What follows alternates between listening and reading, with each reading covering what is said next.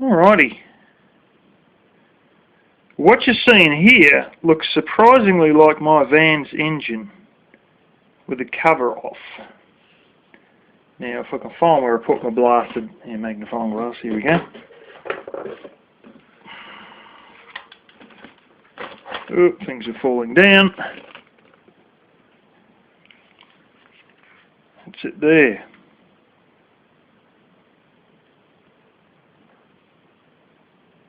And look at that big bloomin', what's his name? There's your intake. There's your front 3 cylinders for your V6.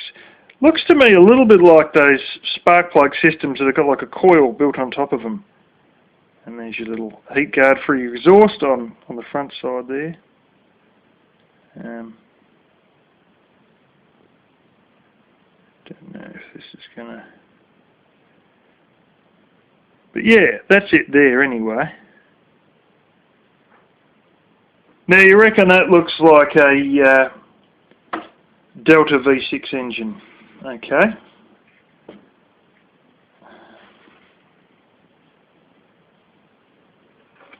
Well, it's sort of not. 6A12 FTO MINIVAN. It's an FTO Mitsubishi engine.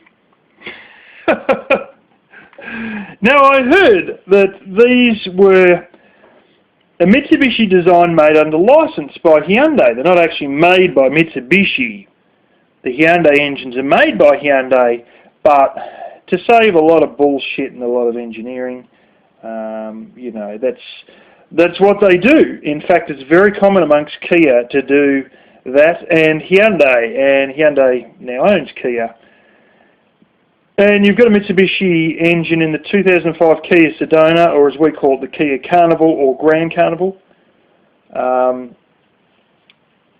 2005 has a 3.8, and that's the same engine that went into the Mitsubishi 380, which was their attempt at a slightly larger family car before they gave up on larger vehicles altogether, on the larger sedans altogether. Now that's intriguing. As you can see, I typed in Mitsubishi FTO engine, although this camera's not very good showing other screens. Yeah, I'll tell you what, it looks a lot like it. Just a dead ringer, except they have the cover that goes over. But on that other FTO engine there, they actually had the holes in the same place that Hyundai puts the cover on. And at least it looked that way. Yeah, might be wrong about that actually. But I'll now show you the V6 Delta engine. And the actual one. Hyundai Delta V6.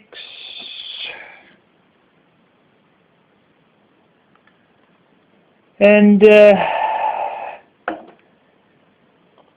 yeah, in many ways they look very, very similar.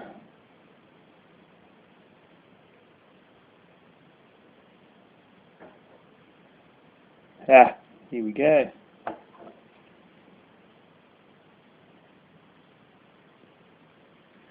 See if we can bring this up full screen here. Today I'm going to be doing routine maintenance on the 2000.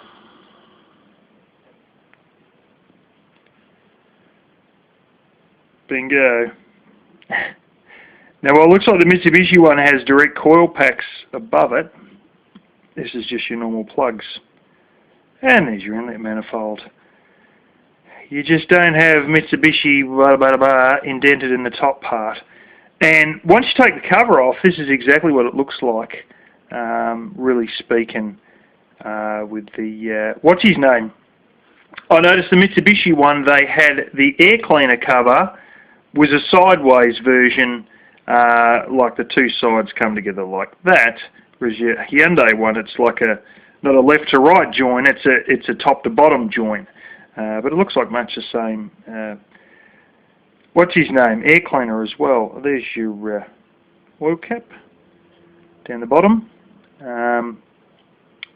I think you've got to take the oil cap off to get the cover off. I've taken the cover off a few times. Oh yes. That one there, you can see, they've got some little bolts there. That there is the, I don't have that. And you can see up there, it's a bit hard to see, you've got a little piece there. That's your little bracket, which I've got.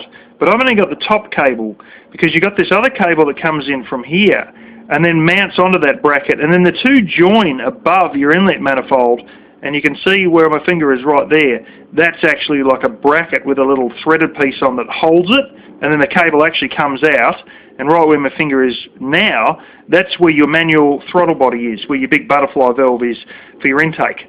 And yes, it is manual throttle body, and people who love doing burnouts love those.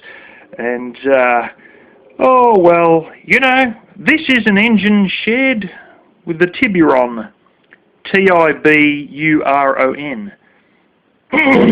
which is Hyundai's answer to a sports car.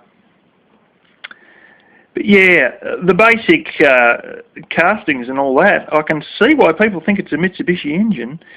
This one's a little bit different.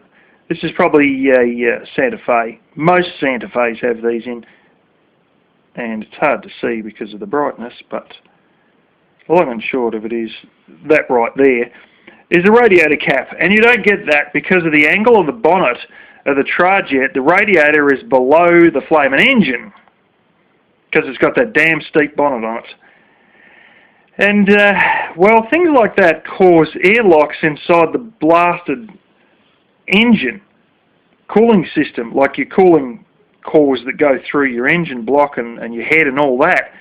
You get, quite often in the head, you'll get bloody air bubbles, and that can cause overheating of just certain areas of the head when that everything goes to hell when the casting cracks or some bullshit, and the next thing you got, you know, cracks in your head, and then you're fucked.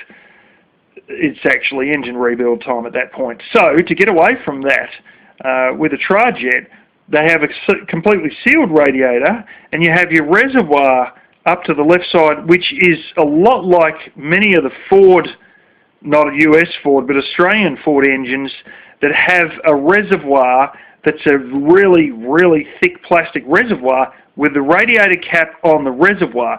At that point, you now have your coolant above the engine heads in this case because it's a V6, and then you ain't going to have airlocks, are you?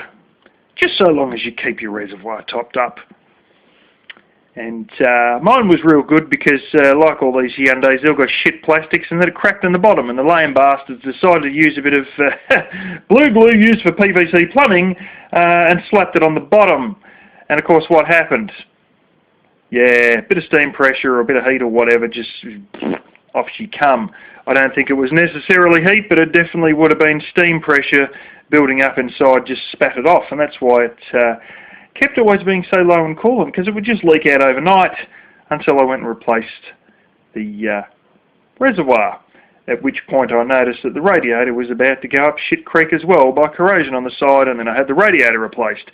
And they're actually fairly reasonable enough price radiators. To be honest, they're about, I don't know, $280 US, 350 Aussie dollars, which ain't too bad a price for a radiator. And especially when it's bloody hard to get, because there's so few Trajet radiators being replaced. And I think it, don't know if it's a genuine, I don't think it was a genuine Hyundai. Well, you really want to use genuine parts with the Hyundais, because I've seen a timing belt tensioner on these that failed after 3,000 miles from new because it was aftermarket. The aftermarket parts for Hyundais are absolutely horse shit. They're worse than any Chinese dollar store shit you've ever come across.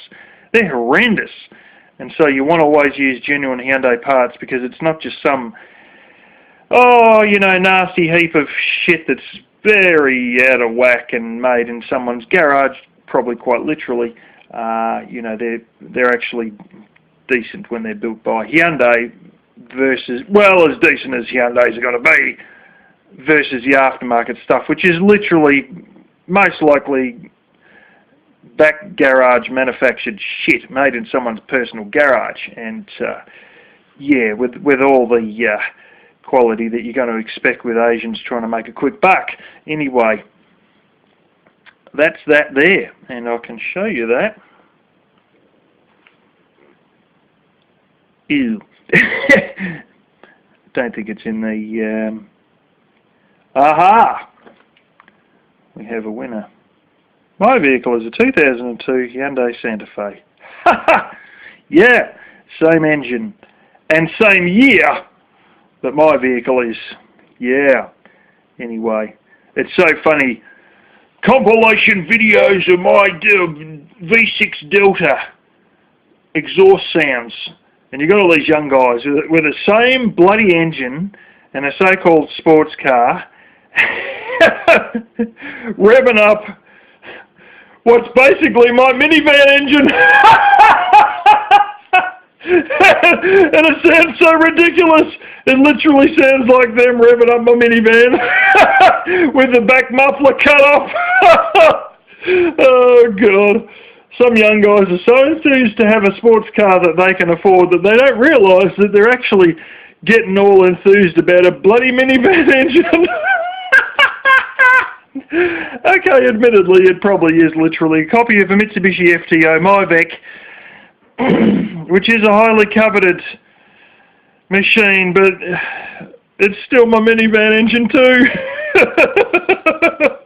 And this isn't something I've put in the minivan. This is what the minivan was built from in South Korea and the Hyundai factory from day one.